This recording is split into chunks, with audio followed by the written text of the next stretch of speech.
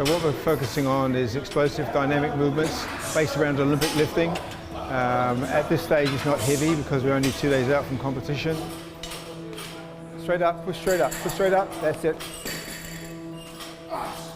Bit higher, Paula, bit higher, bit higher, bit higher, more up.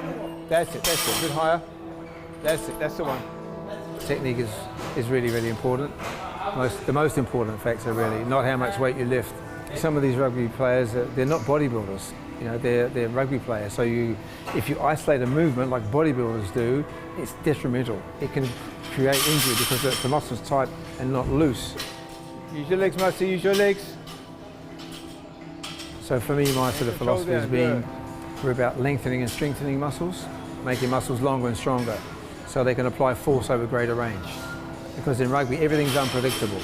You know, you've got to jump and stretch and you get a tackle and you're not always in the perfect position. Faster than needed, snap, bang, bang.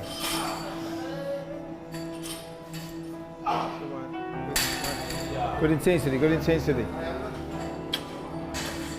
Marcy, 1 foot forward, 1 foot forward. So this is our sort of standard away program. We did this on the Oceania tournament tour, so it's kind of nice and they get a good stimulus from it without too much fatigue.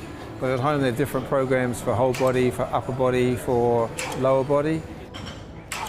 Some programs are based around like circuit activities, very high intensity, very demanding aerobically, which is what they have to get used to in sevens. So they've got to go to a lift in a state of respiratory fatigue. So it's like in a game, you've got to go to a set piece and scrum when you're fatigued, and you've got to execute all the time under fatigue in sevens. Speed is of the essence, but it's the ability to reproduce that speed as well when you're fatigued. And that's you know, how sevens is such a hard sport, because if you're a 100-metre sprinter, you've only got to go for 10 seconds or 11 seconds. But in sevens, you've got to repeat over a 7-minute period, you know, maxing out, then another 7 minutes later after a short rest, you've got to try again and repeat. It's quite a cruel sport, really. I say it's so hard physically, mentally it's very demanding, and physiologically it's just the hardest sport, really. It's really, really intense. Much harder than 15s, much harder than 15s.